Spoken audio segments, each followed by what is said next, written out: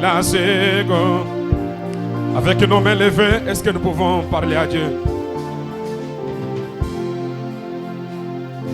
Nakata Zambe zote Natakato Ikupendeze Takofi Kole mingo Nyendembele Awe Nyendembele Nyendembele Awe Nawe Yesu Ikane no One no la kobwana Niweze Kila se go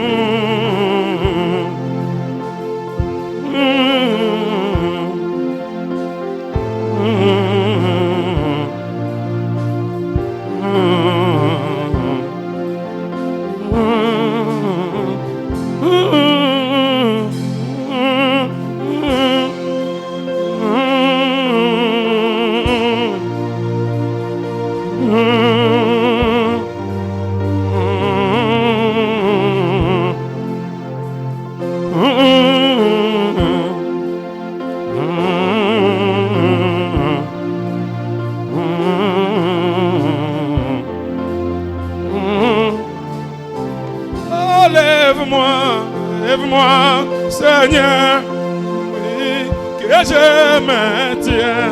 Dieu n'est pas la foi sur les plans d'eau du ciel. Il au plein, main trouvée, place-moi seul. Seigneur, nous voulons être placés sur cette plateforme. On n'avait jamais été placé auparavant. Cette plateforme où les âges de l'Église n'ont pas pu nous placer, Seigneur. Cette plateforme, Seigneur, qui est descendue sous la forme de la constellation. Élève, Seigneur, nos âmes. Élève cette assemblée et moi-même. Ce n'est pas juste un cantique que nous chantons, Seigneur. Mais nous voulons nous détacher des cinq sens, Seigneur. Nous voulons nous détacher de la religion. Permets, Seigneur, que par, oh Dieu, un canal invisible, que chacun de nous, ce soir, soit placé, Seigneur, soit réglé sur cette fréquence là où toi tu es en train de mettre, afin de saisir la pensée de Dieu, car il a été dit que l'épouse a la pensée de l'époux. Il a été dit que là où se trouve la tête, c'est là où se trouve le corps. Seigneur notre Dieu, Seigneur notre roi, laisse que l'atmosphère change dans cet auditoire, de telle sorte que tout devienne vraiment possible, Père.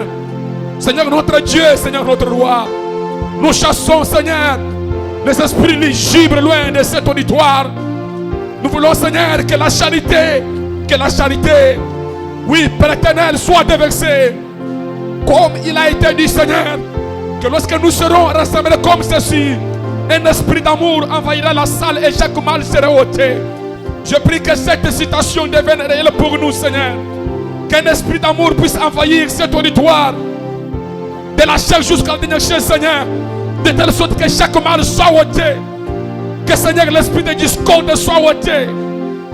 Que nous puissions, oui, Père éternel, avoir cette harmonie qui existait entre le Fils et le Père. Je prie, Seigneur Dieu de grâce, réclamant chaque fils, réclamant chaque semence, parole, que ce soit le temps, Seigneur, de conscientisation, que ce soit le temps, Seigneur, de placement, que ce soit une genre de réunion, Seigneur, là où, oh Dieu, notre Père Céleste, il y aura des guérisons malades sans imposition de main. Cela nous a été promis, Seigneur. Nous voulons que l'atmosphère du royaume, l'atmosphère de la petite tente se déploie ici, Père, de telle sorte, Seigneur, Que chacun puisse sortir avec un témoignage personnel. Un témoignage qui ne peut pas raconter. Oh Dieu, c'est là ce qui est vraiment ma prière. Toi, le plus grand témoin que le monde n'a jamais connu. Toi, cet être qui est descendu sur la montagne du soleil couchant. Tu as déclenché une attraction au point que les gens se sont posé la question: quelle est cette attraction sur la montagne? Lorsque tu descends sur une personne, cela amènera les gens à se poser la question. Lorsque tu es descendu sur la personne de William Branham, les gens se sont posés de multiples questions. Au point que le Seigneur lui-même a dit que moi-même je ne me comprends pas. Oh Dieu, notre Père Céleste, nous croyons que Seigneur, lorsque tu peux descendre sur nous, nous n'allons jamais nous comprendre, Père, parce que nous serons semblables à toi-même. Oh Dieu.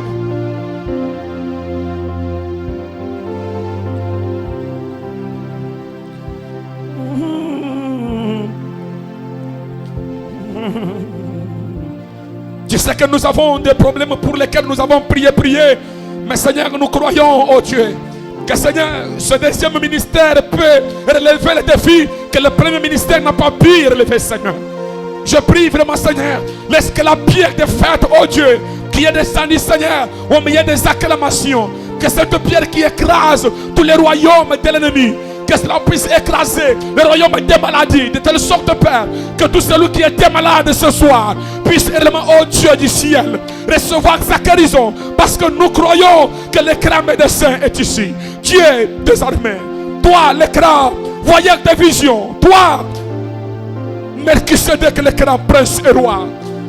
L'heure est venue, Seigneur, nous voulons que, Seigneur, nous puissions sentir, oh Dieu, nos corps doivent se frotter à ces négatifs et que cela puisse déclencher un tamponnage spirituel. Seigneur, un réveil qui n'est pas fait des mains des hommes. Un réveil qui n'est pas, oh Dieu, des agitations. Ce qui est un mouvement intérieur que tu accomplis dans l'âme du croyant. Seigneur, nous croyons en cela, oh Dieu. Je prie, Seigneur, laisse que tu accomplisses une véritable transformation. Parce que nous croyons cette véritable conversion qui commence de l'intérieur vers l'extérieur. Dieu notre Père Céleste, laisse que chaque personne ce soir puisse entrer jusque dans ta présence. Jusqu'au Dieu, dans le troisième compartiment, là où il y a la lumière si naturelle. Parce que Seigneur, le deuxième compartiment est plein de fumée. Les sept chandeliers se sont éteints. Cela donne que la fumée, Seigneur. Laisse-nous dépasser le deuxième compartiment, juste dans le troisième compartiment. Laisse-nous quitter Jacob la grâce avec Joseph la perfection. Dieu notre Père Céleste, je réclame des hommes et des femmes qui sont ici. Je les réclame pour le Seigneur, par ce ministère de la résurrection. Cette voix, oh Dieu.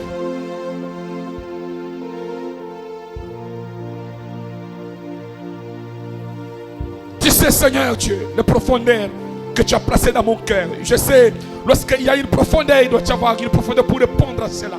Tu connais, Seigneur, les objectifs, oh Dieu, les ambitions que tu as placées dans mon cœur, Seigneur. Nous sommes fatigués, oh Dieu, des fêtes religieuses, Seigneur, que les hommes sont en train de célébrer chaque année, Seigneur. Mais laisse-nous entrer dans cette communion, parce que nous croyons qu'en cette même période, oh Dieu, je peux me rappeler, lorsque autrefois les gens étaient en train de célébrer la fête de Pentecôte comme une fête.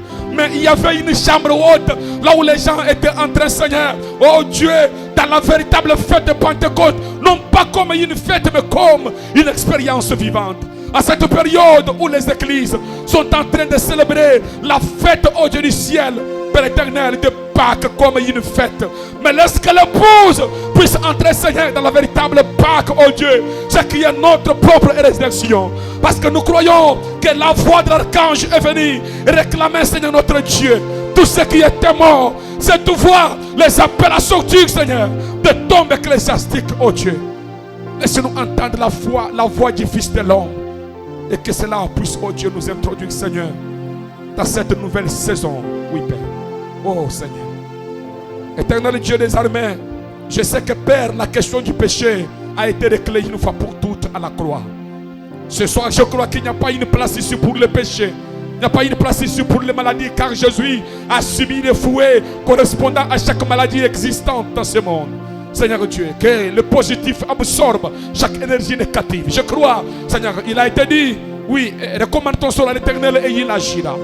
Viens, toi, le grand esprit à Moya, toi, cet être, ce grand esprit qui s'est mouvé au commencement, sur la terre qui était informe et vide, viens, Seigneur. Mets-toi, oh Dieu, sur, Seigneur, sur le ciel, ce peuple, et que cela puisse, ma Seigneur Dieu, nous positionner. C'est là ma prière.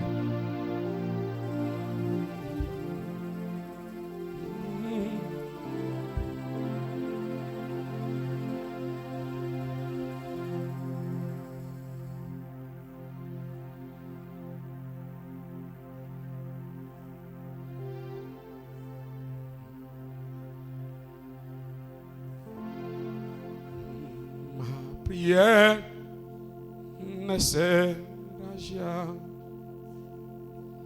dans les plaies sur des semons. Oui, je souffrirai avec joie.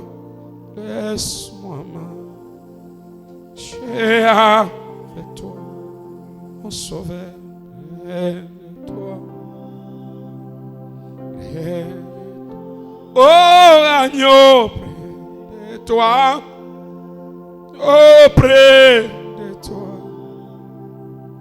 Oui, je souffrirai avec joie. Laisse-moi marcher avec toi.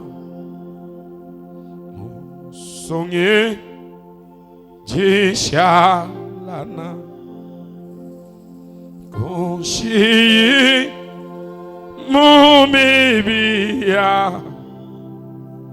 Jenabia Nebokole Shalana Nipabwepe Babwe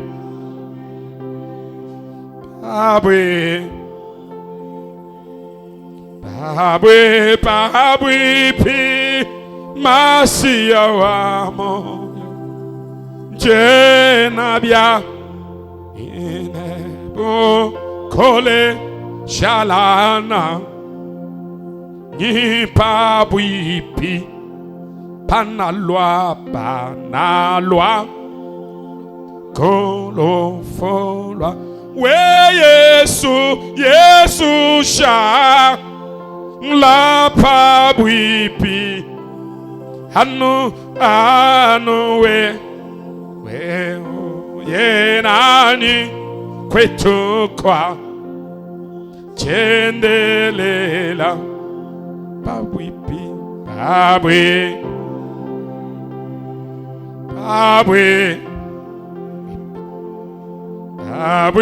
Pabwipi Masiyawa Jenabia Kole Shalana Impabwipi. Seigneur, cela est notre prière, c'est le cri qui vient de là.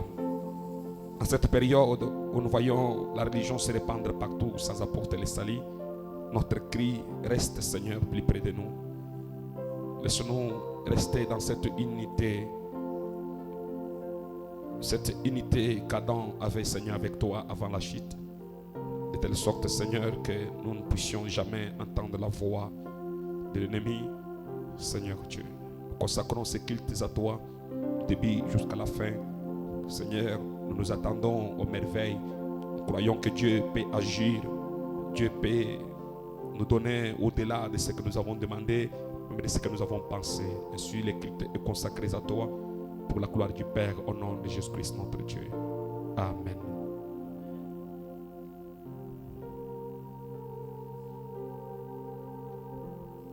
Amen. Que le Seigneur vous bénisse.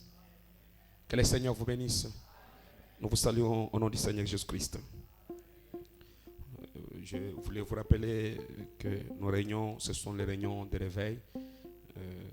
Ce n'est pas les 3 jours de réveil qu'on organise les églises, mais l'épouse est constamment dans les réveils. Alors, lorsque nous venons ici, c'est pour créer une atmosphère du royaume, sachant que c'est à l'intérieur de cette atmosphère-là où tout est possible. Alors, lorsque nous chantons, entrez dans l'esprit du cantique, entrez à l'intérieur, entrez dans la symphonie. Amen. Lorsque la symphonie change, entrez dans les changements de la symphonie. Je crois que le Seigneur va nous bénir ce soir. Est-ce qu'il y a quelqu'un qui est venu en s'attendant à quelque chose? Est-ce qu'il y a quelqu'un qui s'attend à quelque chose? Parce que vous recevrez ce à quoi vous vous attendez. Amen. Alors, nous allons vite passer. Nous allons chanter même un cantique et puis on va.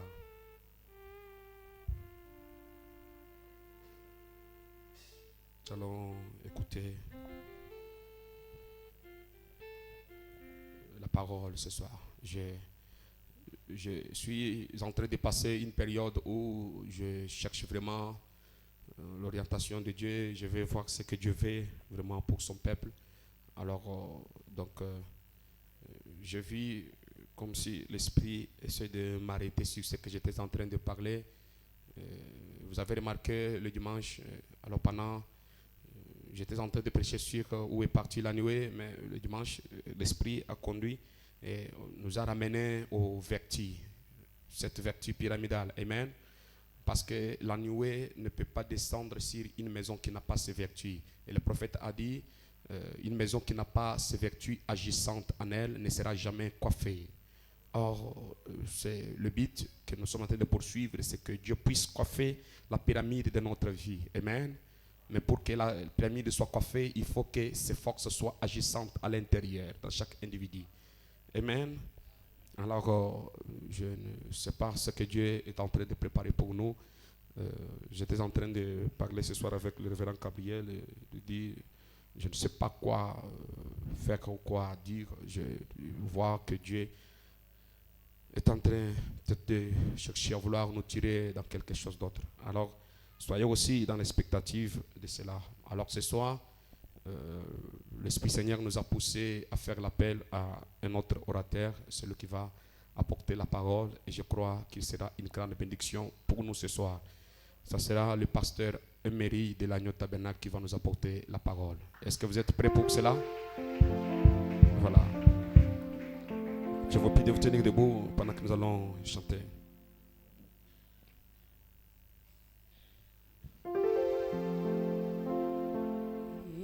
Laisse-moi marcher, Seigneur, à ôter et passer chemin comme.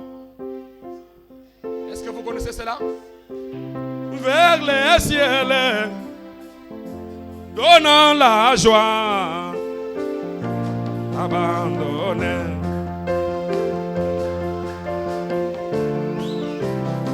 Encore une fois. Oh, laisse-moi marcher, Seigneur, côté et passer, je me conduisant vers les ciels, donnant la joie. Remplis-moi, Jésus, remplis-moi.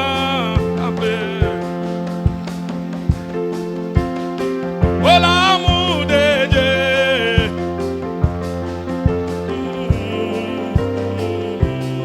la colombe, laisse-moi marcher, Seigneur. Seigneur, remplis-moi. Attendez, arrêtez ça. Nous chantons pour Dieu, nous ne chantons pas pour un homme. Hein? Je déteste que quand vous chantez, vous êtes comme si vous n'avez pas compris. Nous chantons pour Dieu. Et j'aime qu'il y ait l'harmonie. Diminue un peu la musique là. Les sons que tu as donnés là, ce n'est pas un bon son. Alors, j'aimerais que nous puissions chanter ça bien. C'est une prière, ce cantique. Je me demande lorsque le poète a été inspiré, au moment où il chantait cela, donc dans quelle dimension il s'est retrouvé. Quand il dit, laisse-moi marcher, Seigneur, par où toi tu y es passé. Donc c'est un chemin où Dieu lui-même nous a précédés. Et nous suivons les empreintes du Maître. Amen. Alors, donc, comprenez, entrez dans la symphonie de ces cantiques. Ne chantez pas comme si c'est la récitation. Ce n'est pas une récitation. Amen. Laisse-moi marcher, Seigneur, par où tu es passé, chemin conduisant vers les ciels, partout donnant la joie aux gens abandonnés. Seigneur, remplis-moi chaque jour. Jésus, remplis-moi, remplis. L'amour de Dieu. La colombe, laisse-moi marcher, Seigneur, avec chien et son. Seigneur, remplis-moi chaque jour. Jésus, remplis-moi, remplis-moi chaque jour. L'amour de Dieu. Oui, la colombe. Laisse-moi marcher, Seigneur, avec chant. Remplis-moi chaque jour d'amour. Oui, gardez-moi, gardez-moi à côté de mon sauveur qui ne me laisse pas dans les ténèbres de ce monde. Gardez-moi du courroux et satisfait mon âme. Remplis-moi chaque jour. Jésus, remplis-moi, remplis-moi chaque jour l'amour de Dieu. Oui, la colombe, laisse-moi marcher, Seigneur. Remplis-moi chaque jour d'amour. Oui, bientôt fini, la course, la fin de mon voyage.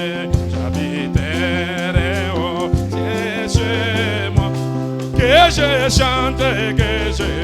chante, au roi béni. C'est la rose, Seigneur, remplis-moi chaque jour. Jésus, remplis-moi.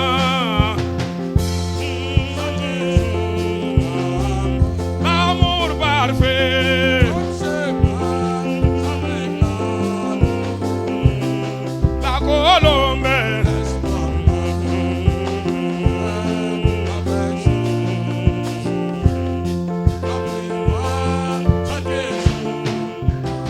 Jésus, remplis-moi.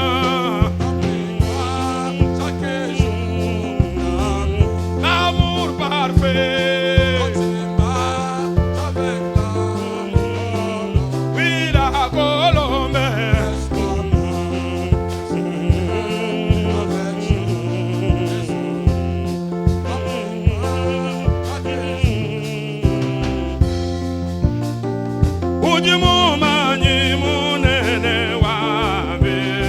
Umanyi wa vita, mujimuni wakale gale.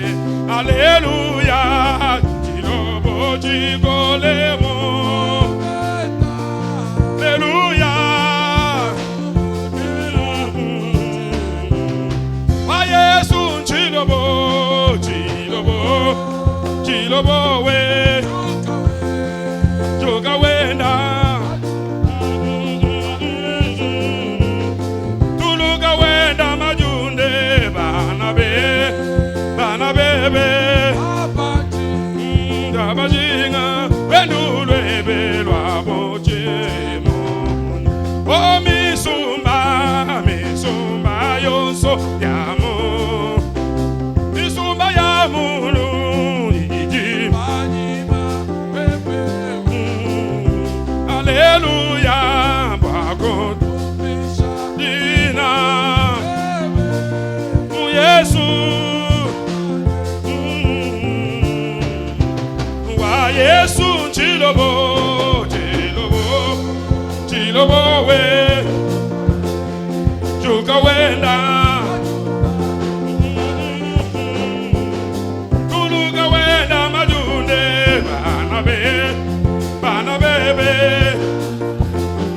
Baba dinga Renu rebe Loabo Timonier Oui j'ai trouvé en Jésus l'ami qui est autre pour moi C'est le plus beau d'entrée qui m'est pour mon âme il est délice de la vallée et en lui c'est je trouve ma purification et ma guerre. Oui, chantons mon réconfort dans les peines, appui dans les tourments. Il m'aime, à lui confier chanson, souci de ma vie, la brillante toile du matin, les listes de la vallée, c'est le plus beau d'entrée qui m'aime. Chantons mon réconfort dans les Alléluia, puis dans les tourments, il m'invite à lui confier chanson, souci de mon âme, la brillante toile du matin, les listes de la vallée, au d'entrée, Dieu me pour mon âme, il a prié porté sur lui, aussi sincère, à ton fort et puissant dans les temps.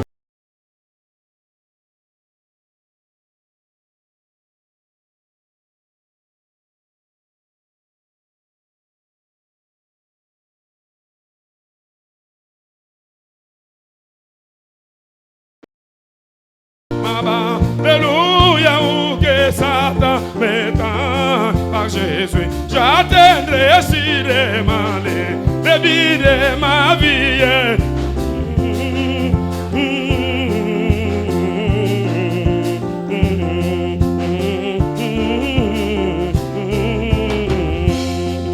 Il ne me quittera jamais, ne me laissera ici, tant que j'ai la foi et fais sa volonté. Chantons amis de feu autour de moi, maintenant je ne crains rien, mon âme affamée s'est nourrie. Chantons allons ravis dans la gloire, pour voir sa face bénie, jamais goulé, le fleuve des lieux. Alléluia.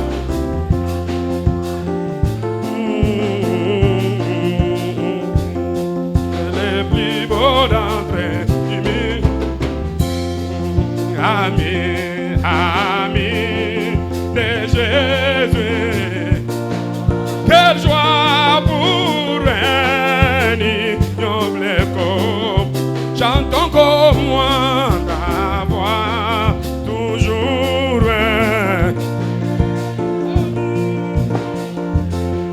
Conduis, oui, ami de Jésus.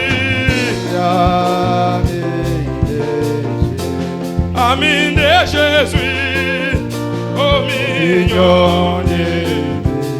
Communion céleste, oh quel bénédosco. Union, alléluia, Jésus est bien. On a, oui, ami de Jésus.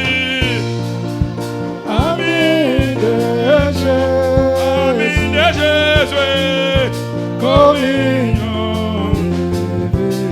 Communion céleste. Oh, quel bénédosco. Mignon, alléluia, Jésus est bien mon ami. Amen, amen. Que le Seigneur Dieu vous bénisse. En tout cas, nous vous saluons ce soir dans le précieux nom de Jésus-Christ. Vous êtes précieux pour nous. Avant de dire quoi que ce soit, nous allons prendre la Bible. Ésaïe chapitre 55. Ésaïe chapitre 55. À partir du point 8, Kuanzia pa kipande cha 8. nous lisons au nom précieux de Jésus-Christ. Tunasoma jina la Bwana Yesu Kristo. Car mes pensées ne sont pas vos pensées, et vos voix ne sont pas mes voix, dit l'Éternel. Amen. Précieux Jésus, toi, la puissance vivifiante. Ce soir, nous avons encore toute profonde reconnaissance de te dire infiniment merci pour tout ce que tu ne cesses de faire pour nous.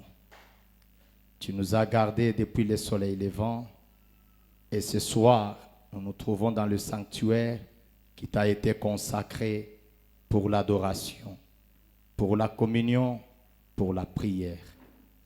Laisse que maintenant, alors que nous venons de lire cette portion de la parole, nous nous abandonnons à toi, divin Sauveur. Brise encore davantage ce pain de vie. Accorde la vie, la force et l'esprit à tout un chacun. Et je m'écarte, Père, Seigneur, pour que tu nous parles. Au nom de Jésus-Christ. Amen. Dieu vous bénisse. Bwana nibariki.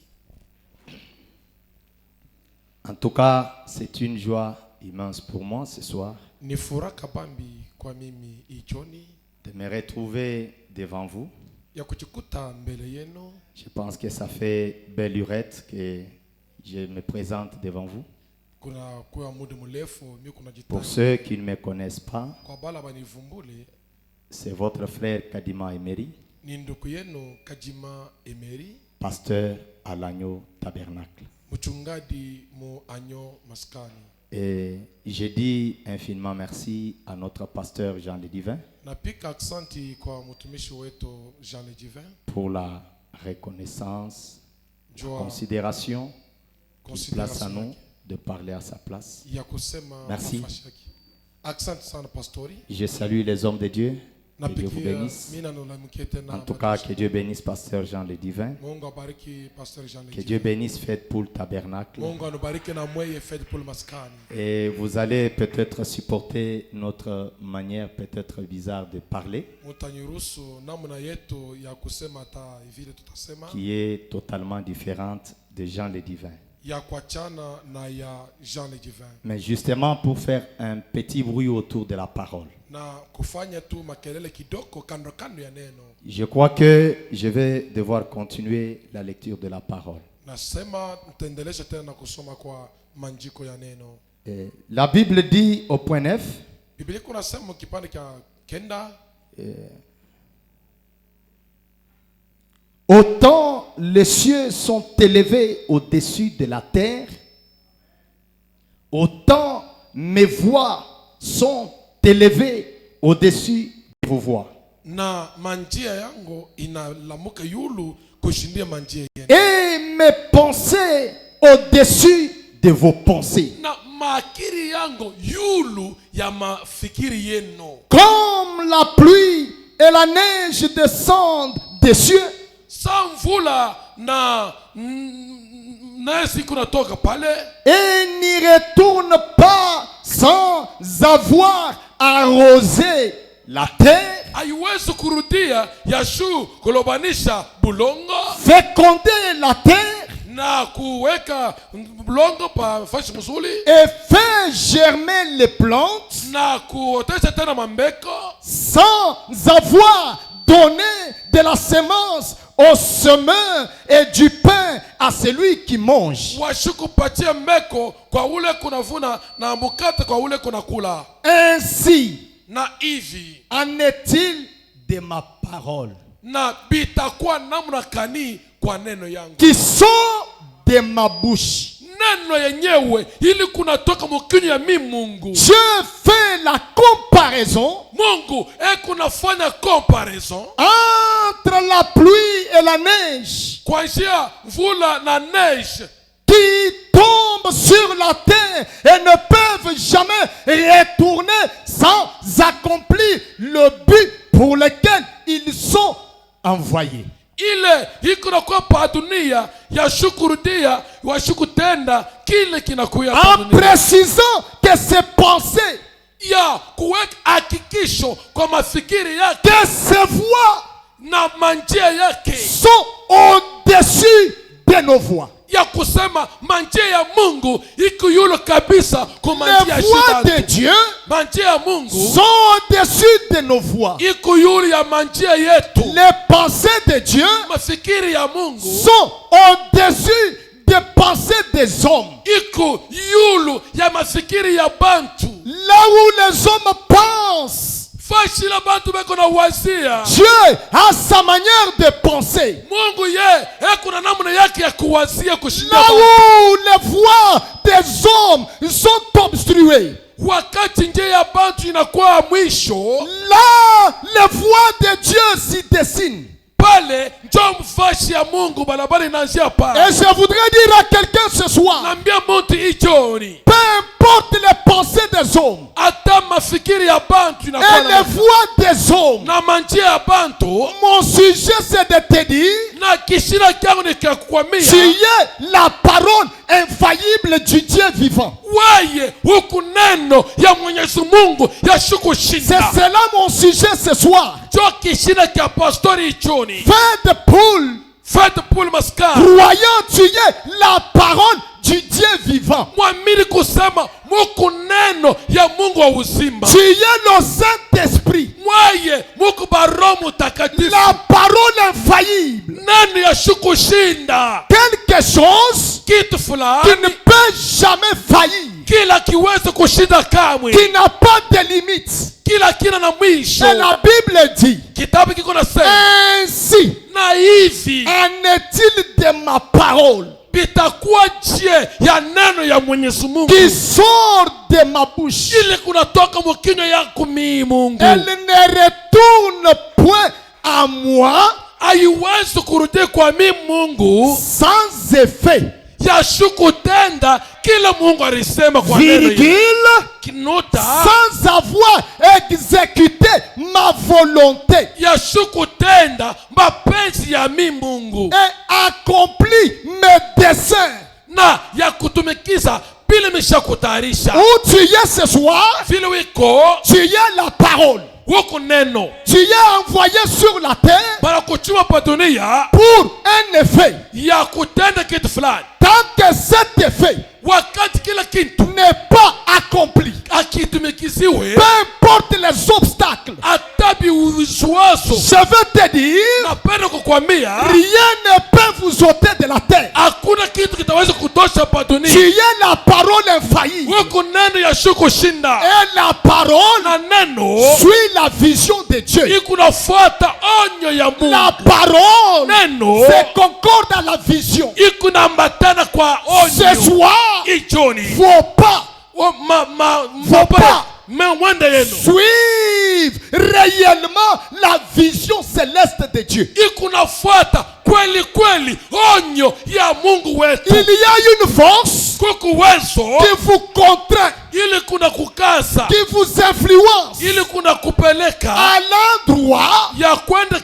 vers le but de votre vocation kando céleste. kando ya shaba yenyewe bana kutumia kwa Alors dunia. Dieu dit, Mungu akasema en est-il de ma parole? pitakuwa namna kane ya neno Elle yangu ne peut pas haiwezi sortir de ma bouche, kutoka mkiro aller yangu sur la na terre kwenda pa dunia sans accomplir ya shukutenda les effets vitendo pour vyenyewe lesquels bila misha elle kutuma était sortie de ma bouche yenye kutokea mkino yangu et sans avoir ya shukutenda exécuté ya kutenda la volonté de Dieu mapenzi ya Bwana ni accomplir na kutumikisa les desseins de Dieu. na desa ya Il Mungu. y a les desseins de Dieu Kuko matayarisho ya Mungu prescrits penye kuandikiwa comme une ordonnance sa ordonnance. qui doivent être exécutées Wewe utashinda au vyote travers des feux de ni poule. kupitia fete Et ce soir, na hicho au telle incrédulité, tosha croyez que amini vous kusema êtes la parole Mungu neno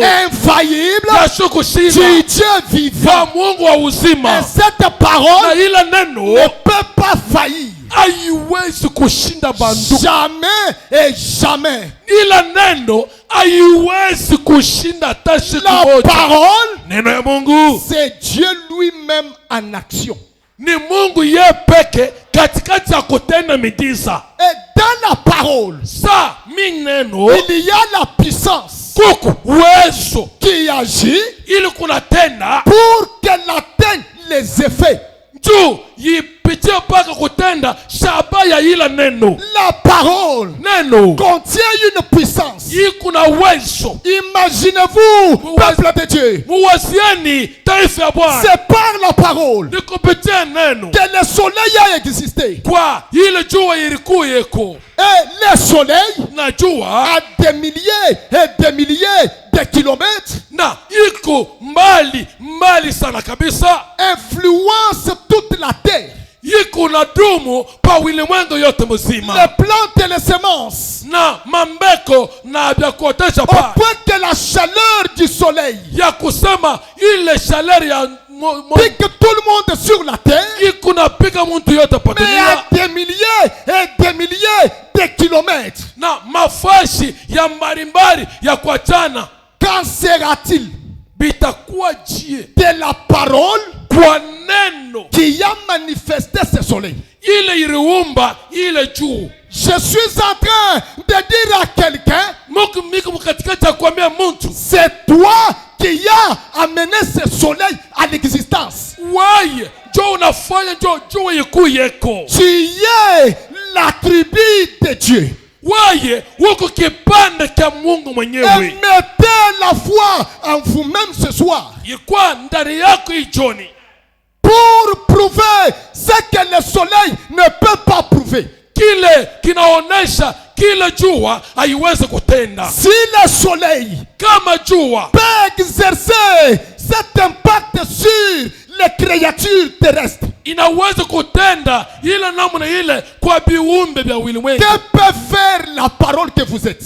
bitakuwa namna kani kwa neno ile wiko. J'ai dit Nasema que vous êtes illimité en puissance. mwaya fata pule maskani mwamuna na mwisho muwezo yake. Vous êtes plus que capable. Mwaye muko na uwezo yote, Vous êtes des créateurs. muko maumbaji. Là où il n'y a pas de possibilité, Pale hakuna namna ya kuumba, là où il n'y a pas de voix, fashi hakuna kia kutenda. il y a les voix célestes. Kuko njia ya yulu, Il y a les voix célestes. kuko njia ya yulu, Et ces voix na ile njia sont tracées au-dedans de vous. ishakutayarisha ndani ya moyo wako. Vous êtes Mwaye vile mwiko le plan matengenezo et le programme na matengenezo de Dieu sur la terre. ya Mungu pa dunia hapa. Je ne vois pas Siamini kusema les possibilités devant les croyants. ile ya nguvu kumbele ya fete pule maskani. Ce que Dieu a déjà dit, Kile Mungu asha kusema juu yako ça s'accomplira. bitatenda paka, Peu importe le temps. hata vile muda ainakawia, Peu importe le temps que cela prendra. hata vile shakuchukua muda mrefu, Peu importe les conditions. hata vile namna ile itachukua, Peu importe les circonstances. hata vikwazo binakuwa namna Peu kani, importe la gravité. hata binakuwa nguvu namna kani, Rien ne hakuna peut tenir kitaweza ni kushinda résister vya kusimama devant la parole. kumbele ya neno. Et cette parole Ila neno n'est pas une écriture. haina mianjiko, C'est pas un texte. haina kitarisi. La parole dont je parle, Ila neno mimi kunasema, c'est un oracle vivant. oh, ni miujiza yenye kuwa uzima.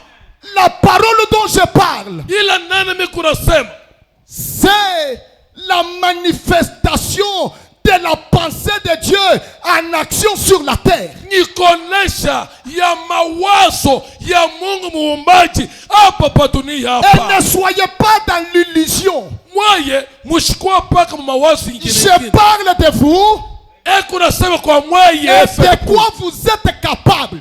Wewe vile wiko hapa tuko na dada, En tant que parole infaillible du Dieu vivant. Sa neno ya Mungu kwa shinda. Toute parole de Dieu.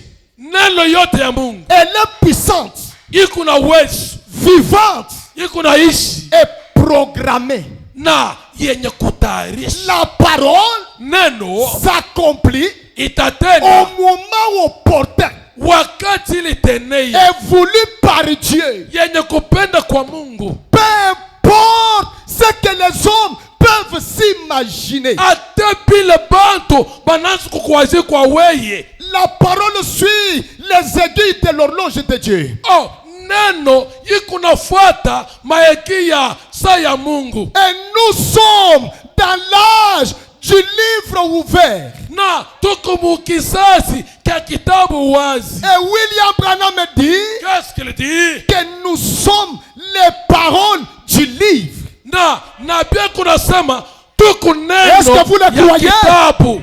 Branham dit qu'est-ce qu'il dit? Que nous sommes les paroles du livre. Tuko neno ya kitabu. Nous sommes le mystère qui a été caché.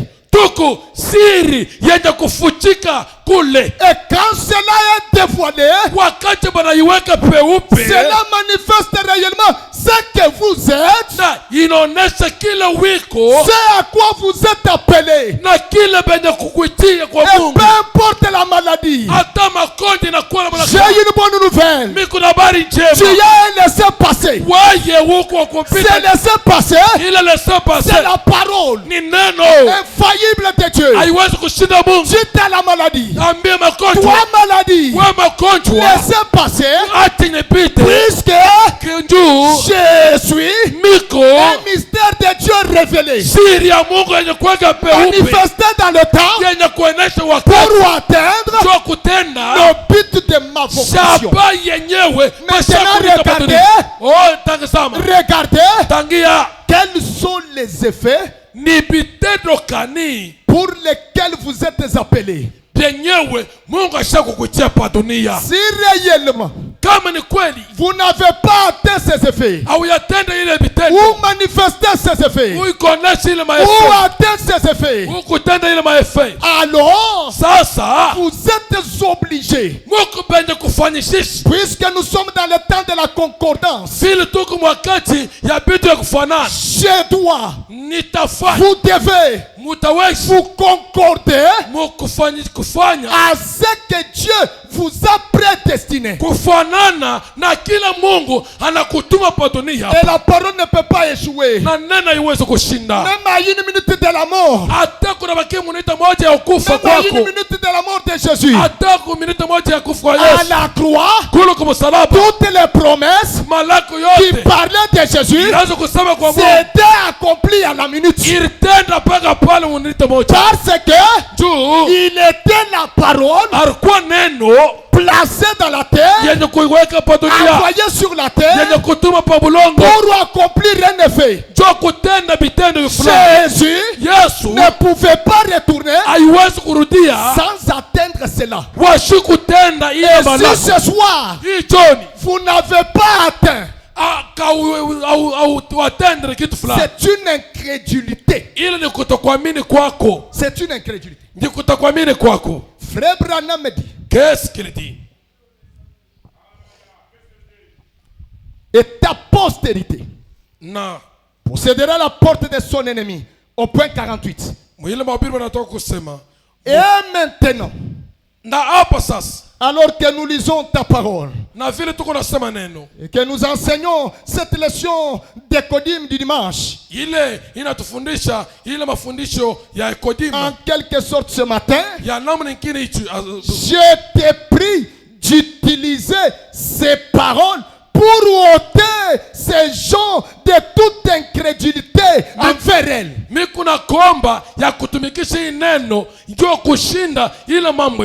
Seigneur, que toute puissance de Satan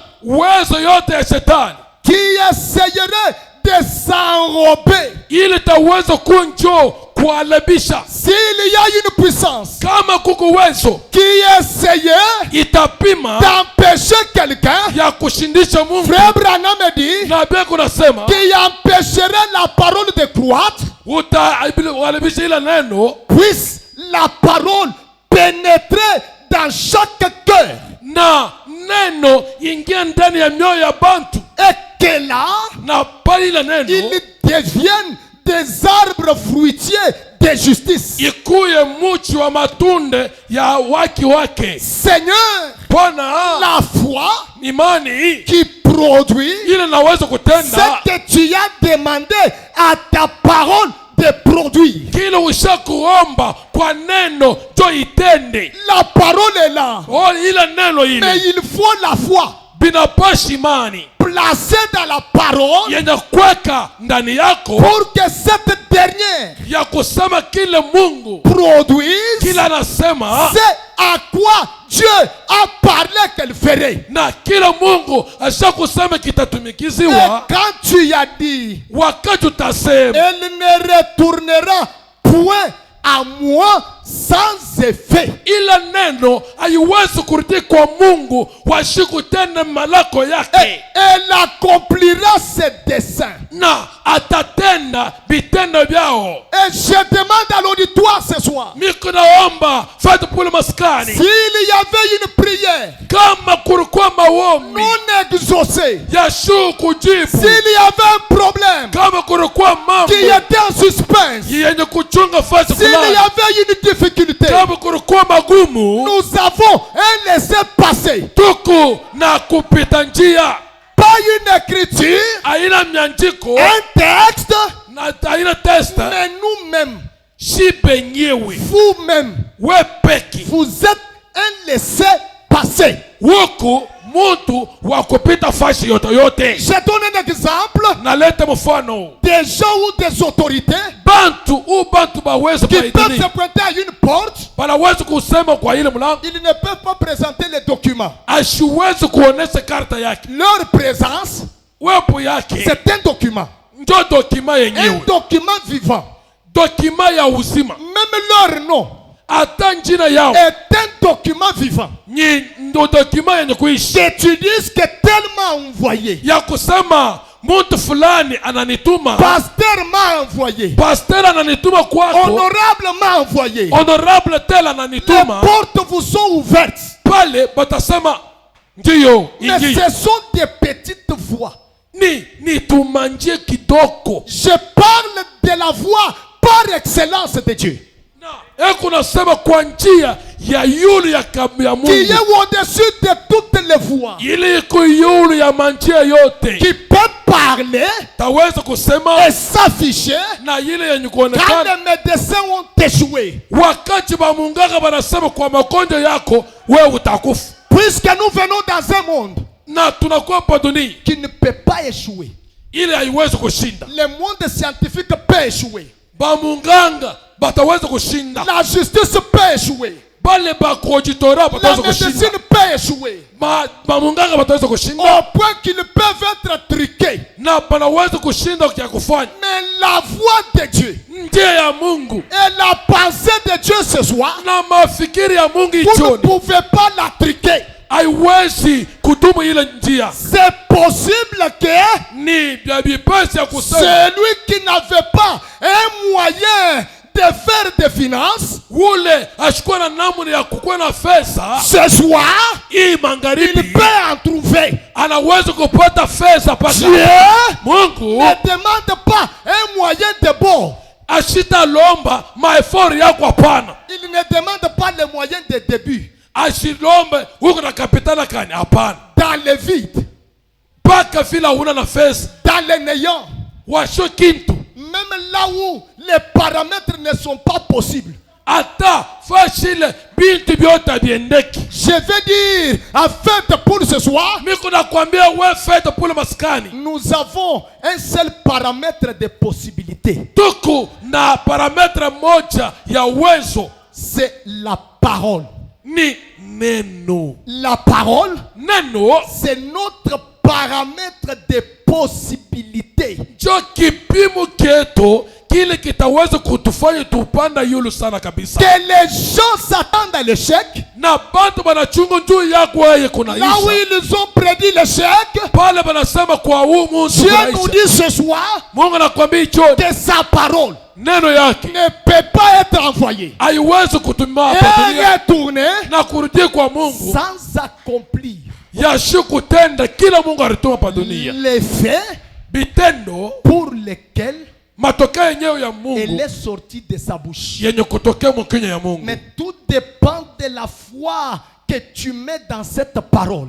Byote ni kuambatana na imani ile utingishe mwila neno Quand ndani la yako. foi entre dans la parole promise, Wakati neno ikiingia ndani ya neno yenye kulaka, elle fait de cette parole un oracle vivant ile tafanya ila neno ikuya mijiza iko naishi et une puissance na uwezo illimitée de Dieu. ya shumwisho ya Mungu. Alors ne regardez à personne ce soir. Ninakwambia ushangalie mtu ichoni. Tu as la chose la plus meilleure. Kile wiko nakyo nikiatamani kushindia kile uko batu wengine beko natafuta. C'est l'âge de la parole, de l'âge du livre ouvert. Ni wakati ya kitabu wazi.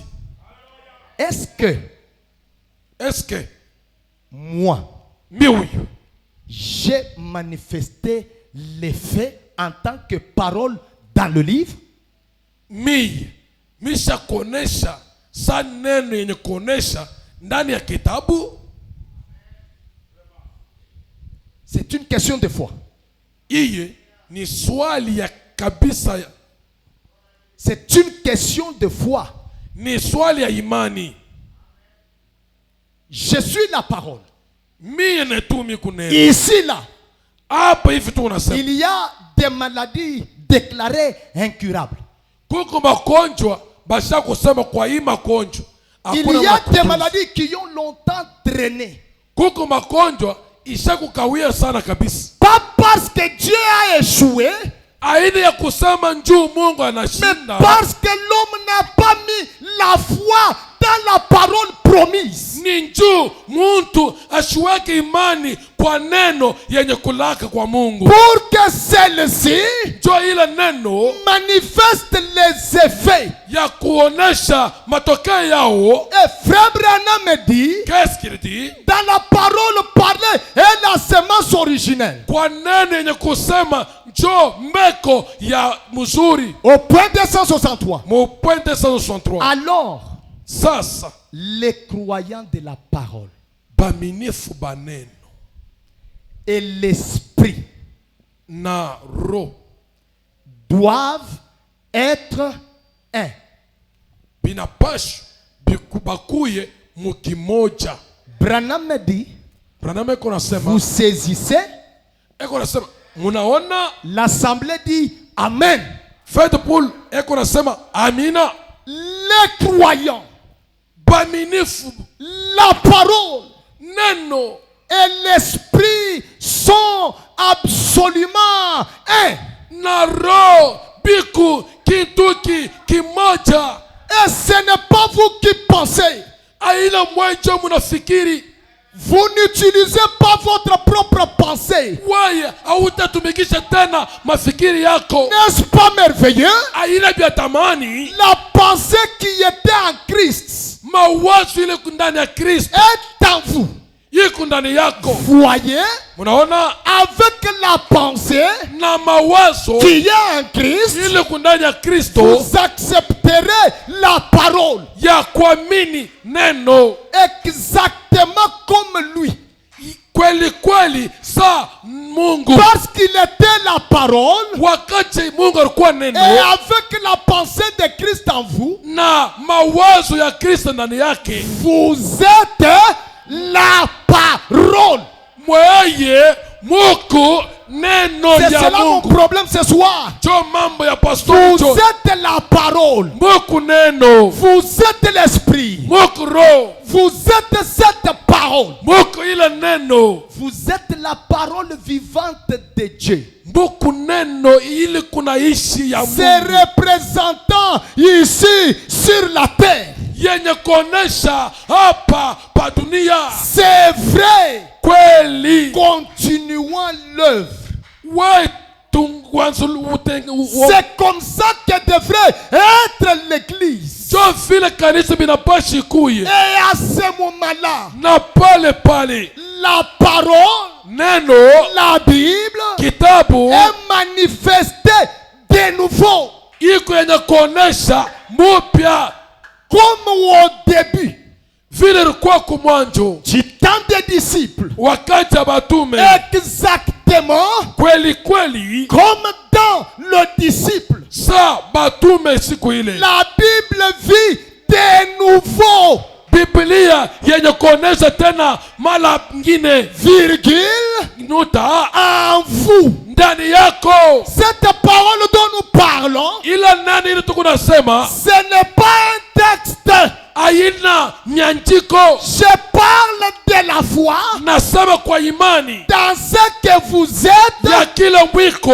Kwa la parole. Neno. Si vous n'avez pas foi en vous, kama uko na imani ndani yako, rien n'évoluera. Hakuna kitu kitendeka. Rien ne changera. Hakuna kitu kitabadilika. Il y a le lépreux un jour dans la Bible. Kuko tena le lépreux un jour dans la Bible. Et ils étaient chassés du camp. Ils étaient chassés du camp. Ils étaient en dehors du camp. Ils ont entendu le bruit des bottes de guerre. Ils ne pouvaient pas entrer dans le pays. Ils se sont dit, si nous restons ici, nous allons périr. Si nous entrons, on va nous tuer. Mais que faire, mes bien-aimés? Il n'est pas question de mourir comme cela. Mieux vaut mourir dans le pays. Ils se sont dit, lèvons-nous, entrons dans notre pays. Et quand ils sont entrés dans le pays, ils ont commencé à fuir. C'est ainsi qu'ils ont été purifiés. La foi dans ce que Dieu a dit que vous êtes. C'est cela qui change la situation. Ne regardez pas votre situation. Il y a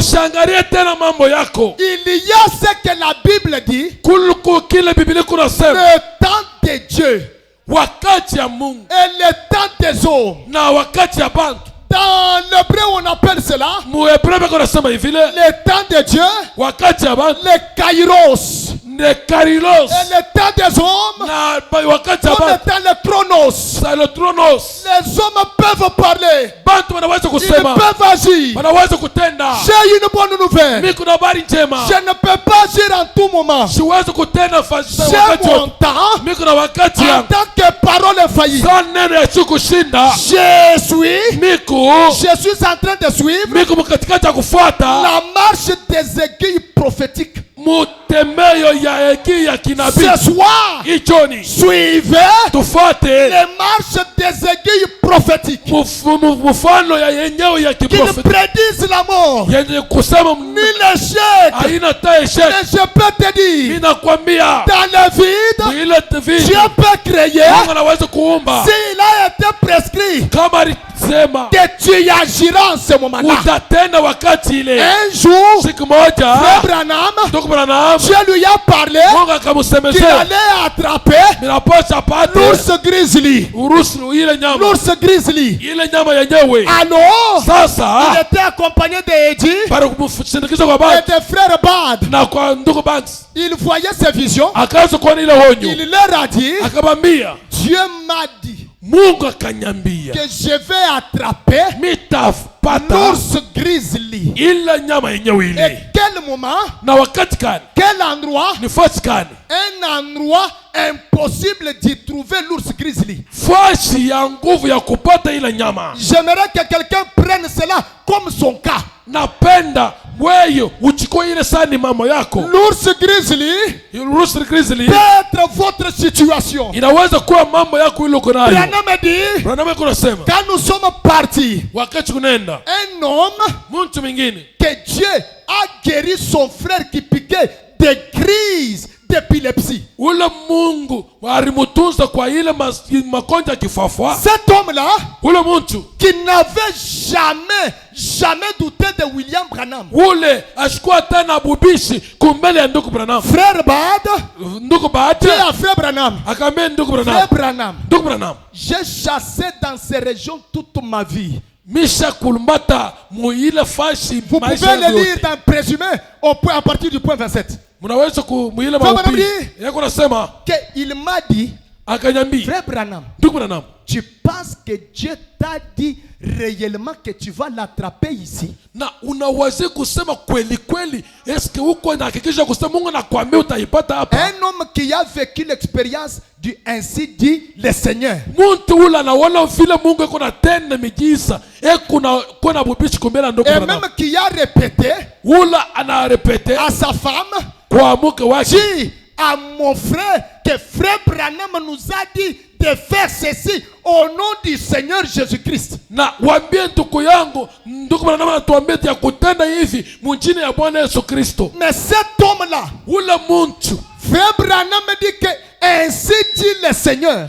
ndugu Branham anasema hivi, mfalme kunasema, Il commence à douter. anaanza kuwa na bubishi. Frère Branham, Ndugu Branham, ici c'est l'endroit des caribous. hapa ni fasi mubaya, Ici où on ne peut pas trouver les ours grizzly. hapa hatuwezi kupata ile rusiri. J'ai trouvé les ours grizzly, les ours, Mimi mais napata pas marusi l'ours grizzly argenté. aina paka ile nyama ile kunasema hapa, Frère Branham dit, na pia kunasema c'est ainsi dit le Seigneur.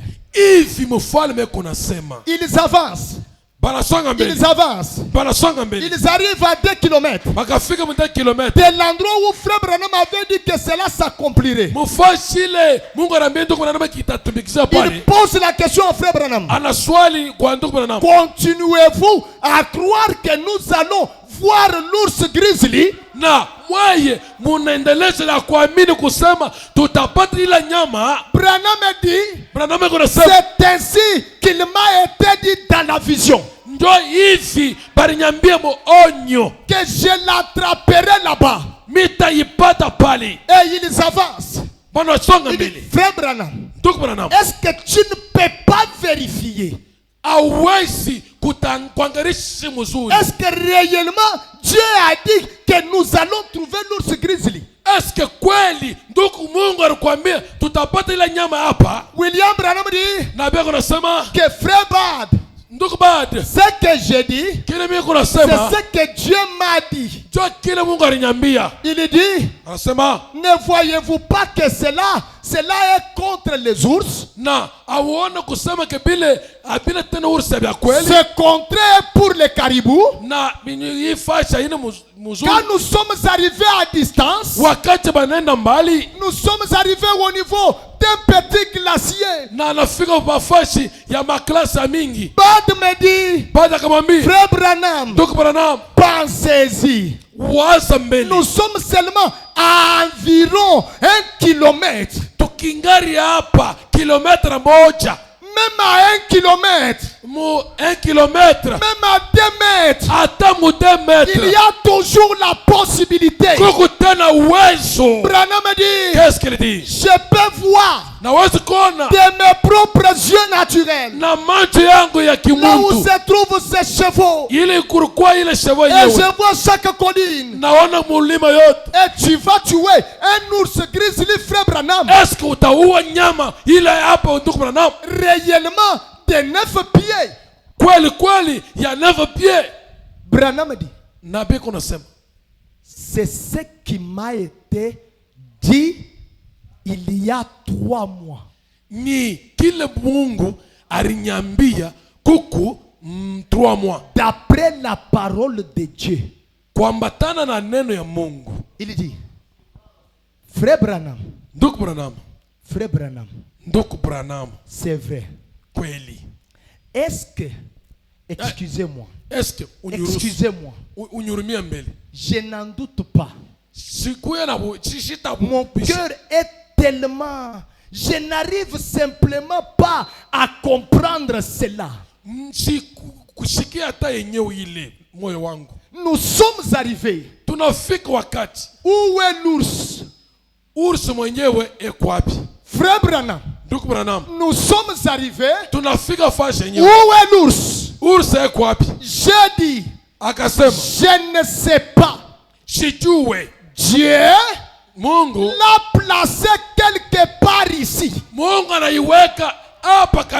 si toi tu ne vois pas la solution à ton problème, mais la solution est quelque part là. Ne doutez pas. Continuez à croire. Dieu a besoin que tu croies. Il dit, pensez-y.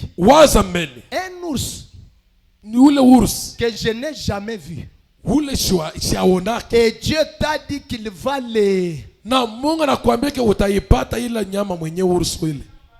Est-ce le même Dieu qui t'avait parlé de mon frère? Est-ce que le Dieu qui t'a dit d'ours grizzly là, est-ce le même Dieu qui a parlé de la guérison de mon frère, frère Branham?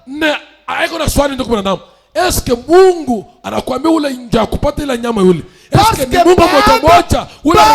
voyez pas la possibilité de trouver l'ours grizzly. Na tuko bad ashikuwa na uwezo ya kupata ile nyama ile. Je peux contextualiser. Napenda kusema hivi. Je peux actualiser. Napenda réellement, tu peux penser que dans ce puits tu ne peux pas trouver de minéraux. Na utaweza kuasikia kusema muhini tunda siwezi kupata minere. Mais Dieu, Mungu, qui avait parlé à Gobel, ularambia kwa ndugu qu'il Gobel, peut trouver un puits de pétrole, utapata shimo ya et qu'il petroli, allait être béni. na utabarikiwe. Frère Gobel a continué de croire. Ndugu Gobel akaanza kuendelea na kuamini. Ce soir, Ijoni, je n'ai pas besoin de voir. Tu n'as pas besoin de voir. Tu n'as pas besoin de réalité. Tu n'as pas besoin de paramètres. Le seul paramètre de possibilité, c'est la parole. Si la parole a dit qu'il y aura un ours grizzly, même avant que tu marques le dernier pas, tu l'auras. Ce soir, ne vous inquiétez pas. En tant que parole, avant que tu n'arrives au dernier centimètre, Branham dit, Dieu a placé un ours quelque part. Amen. Branham dit, absolument. Absolument. Même si les matrices étaient enlevées, j'ai une bonne nouvelle. Il y a une possibilité d'enfanter. Même sans matrice, il y a une possibilité d'enfanter. Même sans quelque chose, il y a une possibilité de réaliser. Ne comptez pas sur vos voix, sur vos pensées. Dieu est illimité. Ce qu'il peut faire ce soir est plus grand que ce que le monde peut imaginer. Croyez que ours grizzly, votre ours grizzly, est quelque part. Confessez que votre ours grizzly est quelque part. Mon frère, je ne doute pas. Je crois que ours grizzly, ce que Dieu m'a promis, ça va se trouver, ça va se réaliser. C'est quoi? La parole infaillible de Dieu doit produire ses effets. Branham dit, quand ils sont arrivés, Branham, ne vous approchez pas. On tire de loin. Branham dit, tu veux que je tire où? Il dit, tirer dans le dos. Branham dit, non.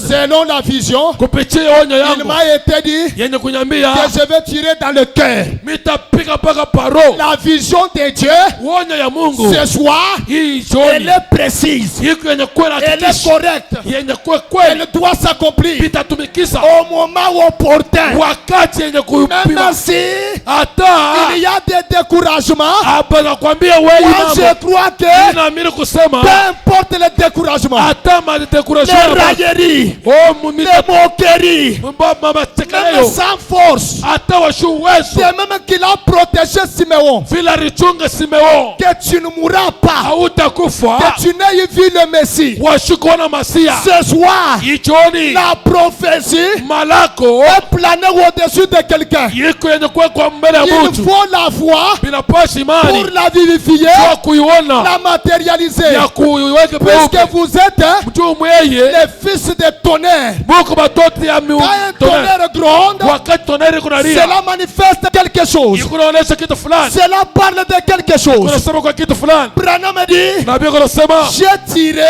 na pika précisément dans le cœur. paka paro ya ila nyama na Et Dieu presi m'avait dit ile Mungu alimwambia qu'il pèserait 2 mètres quelque. ka Mungu alimuonesha kusema atakuwa mametre fulani. Et quand on l'a attrapé, Wakati wanapata ila nyama lui qui doutait, ule bado ule rasa na bubishi il commence à dire, anaanza kusema frère Branham, ndugu Branham, est-ce que réellement il va mesurer 2 mètres? eske kweli ule nyama atakuwa 2 metre? Nyama inakuya Quelle incrédulité! ni bubishi kani na muminite ya mwisho Incrédulité jusque dans les détails. weye bubishi na mumadetai Il yenyewe. faut que nous ayons des incrédules pareils à nos côtés Binapaswa tukuwa na bato kuamini kando kando pour yako renforcer notre foi en Dieu. cho imani yetu ikuwe kabambi kwa Il y Mungu. a une possibilité. Kuko uwezo La seule que je connaisse, o ile minajua c'est la parole de cette heure. ni neno ya wakati Et la pensée dont nous na croyons, wa mawazi ce n'est tunaamini pas la pensée du temps de Luther. haina mawazi ya wakati ya La Luther. pensée dont nous croyons, Mawazi tunaamini la pensée de Christ, ni mapase ya c'est la Kristo pensée pour la parole de cette heure. na mawazo ya hii wa neno ya Quand wakati. cela est vivifié en vous, Wakati itakuwa ndani yako elle produit le fruit en sa saison. atatenda matunda mpaka wakati yao. Regardez, Tazameni même dans la saison sèche, hata washuya si Dieu a dit hata mkipo Mungu kama que anasema votre arbre na mti yako donnera des fruits, italeta matundo, même si la science contredit, hata babunganga banasema je dois wewe m'attendre à manger de mes fruits. niye mitachuka mpaka kura kwa mimi matunda. Attrapez votre ours grizzly. Weye pata kile kunatafuta. Quand il attrape, Wakati anapata il arrive. anafika, Branham dit, Branham on anasema n'avait même pas de maître. abakuwa hata na metre Chemin faisant, mkutembea j'ai dit à frère Eddy, anaambia ndugu hiki Dieu m'avait montré Mungu alinionyesha qu'il y avait un enfant kutakuwa mtoto qui était venu en train de toucher l'ours grizzly. mkatikati ya kutushe ile nyama wenyewe. Je ne sais pas si cela arrivera, Sijui kama ile itaweza mais je kuja, crois que Dieu me l'a dit. na naamini kusema Mungu Quand aliniambia. ils arrivent, Banafika ils déposent l'ours grizzly. banaweka ursi krizi Frère Branham dit, na bego nasema j'ai vu un enfant akaona mtoto qui est sorti de nulle part. anatoka fashi Il sijui, a commencé à toucher,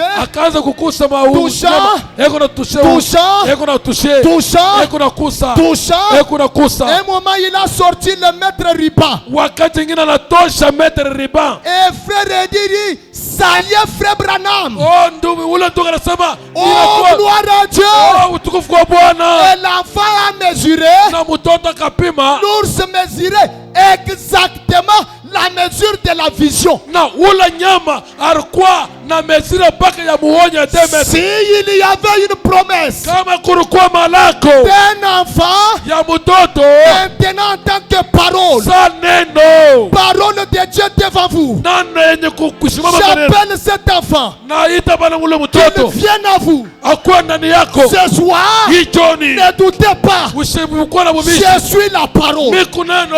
Je Haleluya, m'adresse à la parole. miku Je donne de la parole. Dans la parole, il y a la puissance pour guérir. Dans la parole, il y a la puissance pour changer. Dans cette parole, il y a la puissance. Même si la chose est à des milliers de kilomètres, tu as la parole, tire cela.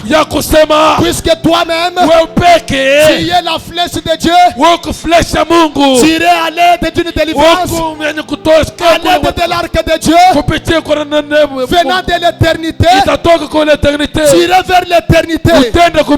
Qu'est-ce qui peut entraîner l'éternité? Qu'est-ce qui peut empêcher l'éternité? L'éternité est en vous. La pensée de l'éternité, la parole créatrice, appelez les choses à l'existence. Qu'est-ce qui vous bloquez? Qu'est-ce qui était en train de bloquer? Ne doutez pas. Branham a dit, vous êtes les paroles du livre. Croyez que vous êtes les paroles du livre. Votre ours est quelque part. Dites à votre mari, ce que nous avons demandé est quelque part. Même si mes yeux ne voient pas, je crois, ça se trouve quelque part. L'enfant est quelque part. La parcelle quelque part. Le salut quelque part. Ton besoin est quelque part. Quelque part là. Avec tous les détails possibles. Hakikisho ya madetail yote. Avec tous les détails possibles. Na madetail yote. Je ne regarde pas à ce que les hommes disent. Sitatazama tena kwa watu wanasema kwa hii magonjwa hawezi kutunziwa. Je regarde à ce que Dieu dit. Na ngapa kwa kila Mungu anasema juu yangu mimi. Et qu'est-ce que Dieu a dit? Mungu anasema nini kwa mimi tu? Vous êtes la continuité de son œuvre. Mungu vous êtes la continuité de son œuvre. Montrez-moi où cela peut bloquer. Si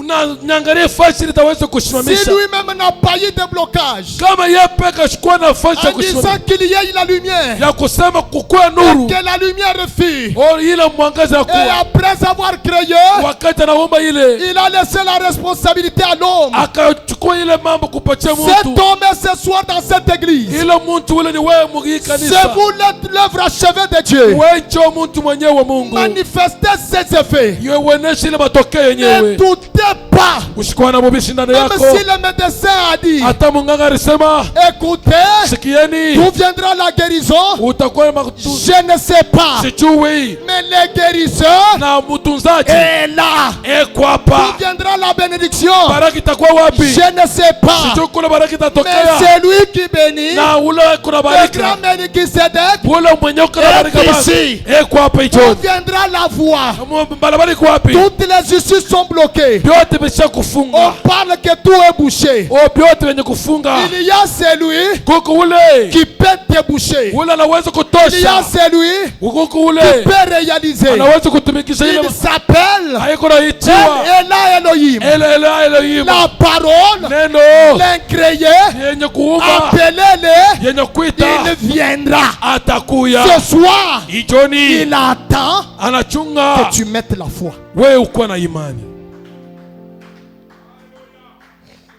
Frère Branham me dit. Frère Branham dit. La flèche de délivrance. Il dit ceci au point 76. Venez à cet endroit. Là où, en tant que prophète de Dieu, je vous dis au nom de Christ qu'il se tient ici, les bras ouverts, prêt à donner à chaque personne toute chose et la flèche de la délivrance complète. Karibu ya kupatia mtu yote bintu byote na kufunguliwa kwake. La flèche de délivrance de Dieu est entre vos mains. Flesha kufunguliwa kwa Mungu iko katikati ya mikono yako. N'ayez pas peur. Faites pour le mushikwana boka. N'ayez pas peur. Mushikwana boka banduku. De frapper avec cette flèche. Ya kuchukua kwa ile flèche yenyewe ile. Ceci ile est votre heure de décision. Ni wakati yako ya kuchukua mipako. Si vous n'aviez jamais pris la décision, kama unachukua mipako, ceci hivi est votre heure de décision. Ni wakati ya kuchukua mipako. C'est votre temps de décision. Ni wakati ya kuchukua mipako. Branham dit, na bia kuna sema tirez, tirez, tirez, tirez pale, tirez, pica pale, tirez là, pile pale, tirez, pica pale, sur tout ce qui fait obstacle. Bila biote bilikuwa bikuna leta kikwazo. Kama ni magonjwa, tirez. Weye pika. Si c'est la maladie, kama ni magonjwa, tirez. Pika. Si c'est la situation, kama ni mambo, tirez. Pika pa. Si c'est le problème, kama ni mambo, tirez. We pikia paka Un pa. démon, Ta demoni, tirez. We pikia demoni. Un envoûtement, na envoûtement, tirez. We pika pale. Branham dit, na bia kuna sema tirez. We pika. Tirez. Pika pale. Tirez. Pika pale. Tirez. We pika pale. Est-ce qu'il y a des tireurs ce soir? Est-ce que kuba kupikaji? Est-ce qu'il y a des tireurs ce Est-ce soir? que kuba pikaji pale? Branham dit, Qu'est-ce qu'il dit? tirez We pika pale. sur tout ce qui fait obstacle. Bila biote binaleta kikwazo mu maisha yako. Frappez au calvaire. Weye pika ku Calvario. Et touchez le bord de son vêtement. Mukuse kipande cha nguo yake. Et le seul vêtement que l'on peut toucher, Na ile nguo yenyewe tunaweza c'est kukusa. le vêtement du souverain sacrificateur Ni sous-vêtement ya mokani. qui peut être touché Yenye kukusiwa par nos infirmités. kupitia magumu yetu. Élevez votre cœur. Mulamushe mameo yenu. Élevez vos mains. Weke mikono yulu. Élevez vos âmes. Weke mikono yulu. Élevez vos louanges. Na piga mimbo. Élevez votre adoration. Mweye mwanzo kumwabudu. Élevez vos larmes. Mulamusha malarme yenu. Élevez toutes choses. Wewe mulamusha vitu vyote. Branham dit Amen. Branham anasema amina. Il dit Anasema quelle lumière, ni nuru kan. quel temps, Ni wakati kan. quel peuple. Ni taifa kan. Êtes-vous ce peuple? Est-ce que Mungu ile taifa? Que Dieu soit loué. Mungu asifiwe. Branham dit Qu'est-ce qu'il dit? guéris, Na utunza. guéris Utunza. chaque malade. Umukonde yote. Satan, Shetani. lâche-le. Mubatirie. Satan, Shetani weye. lâche-le. Achilia bato. Ça c'est un ordre. Hii ni ordre yenye kuleta. Satan, Shetani. lâche-le. Mubatirie. Satan, au Shetani. nom de Jésus, Mujina Yesu Kristo.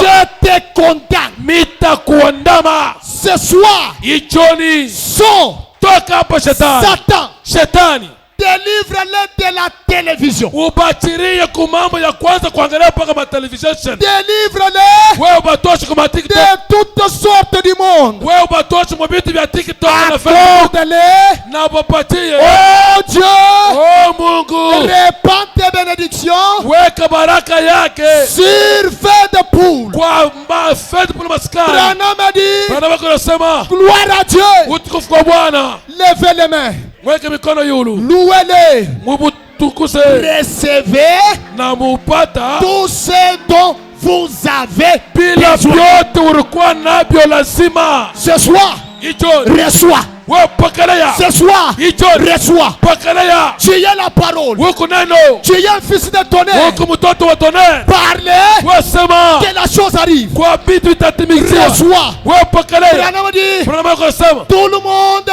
bantu bote dans la salle, mumozekalo levez-vous, mulamukeni. donnez gloire à Dieu. Ulete utukufu kwa Bwana. Donnez gloire à Dieu. Ulete utukufu kwa Branham Bwana. dit, Yo yo yo. Alléluia, Haleluya. Alléluia, Haleluya. Alléluia, Haleluya. merveilleux, vizuri sana, merveilleux, sema vizuri sana, merveilleux, vizuri sana, merveilleux. vizuri sana. Et l'assemblée continue à adorer le Seigneur. Na hekari inaanza kuabudu mfalme. Mwanzo Les kuabudu. malades sont guéris. Magonjwa La yanatunziwa. gloire de Dieu se déverse. Utukufu ya Mungu inakuwa. Amen. Amina. Louez le Seigneur. Umutukuze. Alléluia. Umutukuze. Alléluia. Amen. Béni soit le nom du Béni Seigneur. soit le nom du Seigneur. Combien nous t'aimons. Namna gani Combien tunakupenda. nous te louons. Mara ngapi Combien tunakupenda. nous t'adorons. Namna gani tunakuabudu. Gloire à Dieu.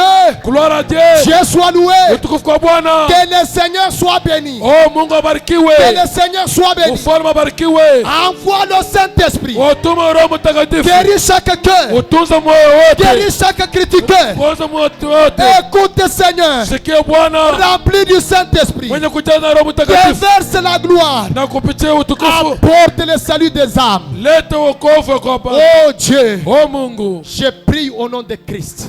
Naomba mjina Bwana Yesu Kristo. De tout mon cœur. Na moyo yote mzima. Et de toute ma force. Na uwezo yangu yote. Que Dieu vous bénisse. Mungu anubariki.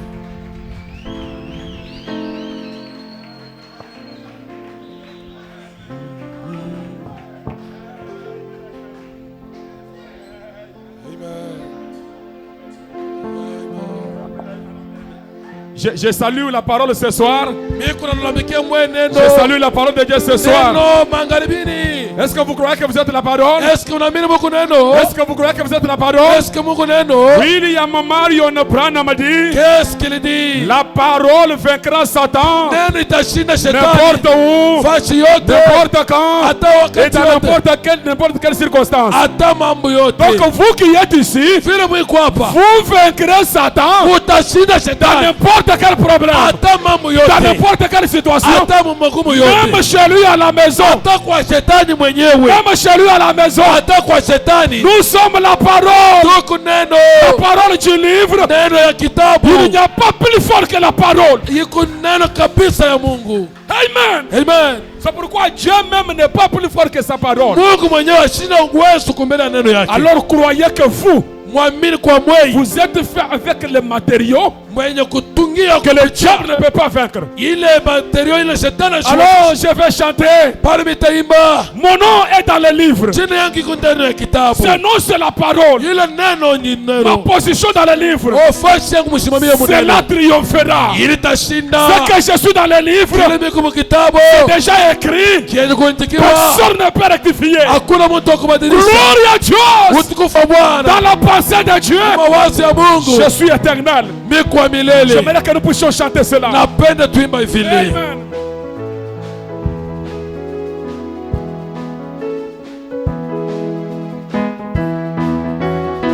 Est-ce que nous pouvons taper les mains?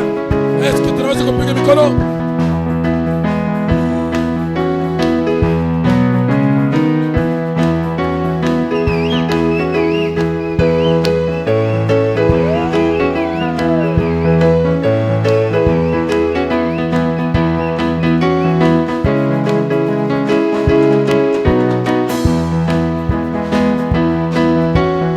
Tapez la main.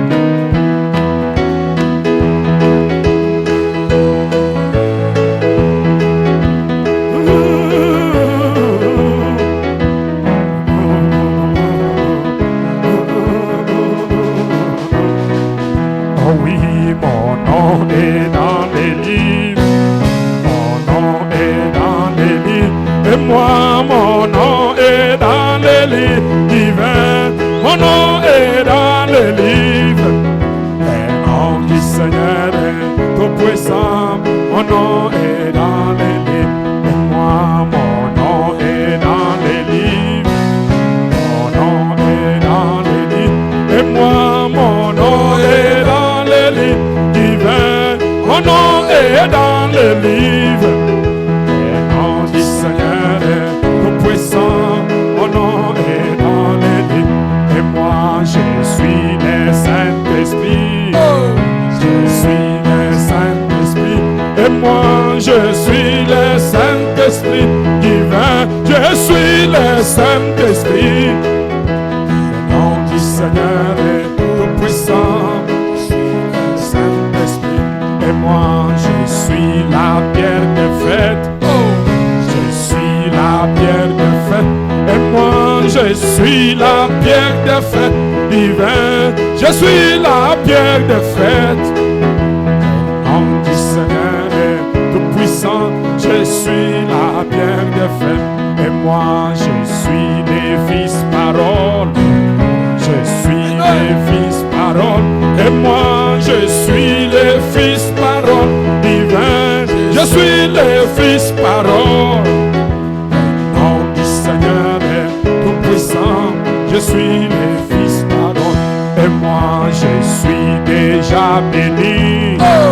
Je suis déjà béni. Et moi je suis déjà béni. Divin, je suis déjà béni. Le nom du Seigneur est tout puissant. Je suis déjà béni. Et moi je suis déjà guéri. Je suis déjà guéri. Et moi je suis déjà guéri. Divin, je suis déjà guéri. Le nom du Seigneur est tout puissant. Je suis déjà. Oh oui, que son nom soit loué. Que son nom soit loué. Le nom du Seigneur est tout puissant. Que son nom soit loué. J'entends que son nom soit loué. Oh oui, que son nom soit loué. Le nom du Seigneur est tout puissant. Que son nom soit loué.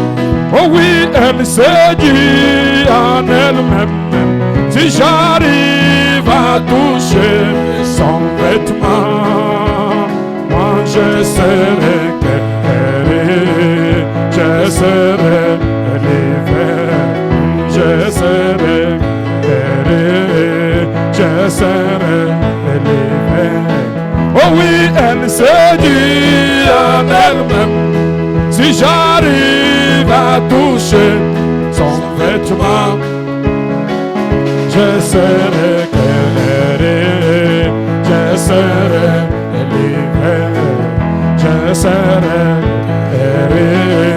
Je serai délivré.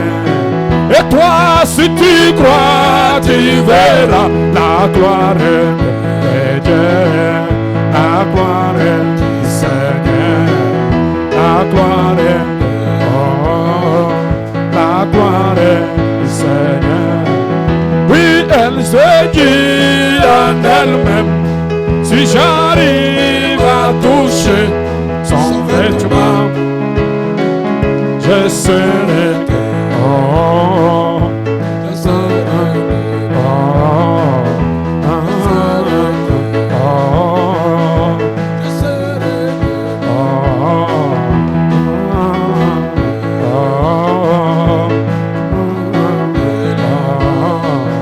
oui, si tu crois, tu verras la gloire de Dieu. Pendant que nous bénissons le nom du Seigneur, que chacun parle à Dieu en louant le Seigneur.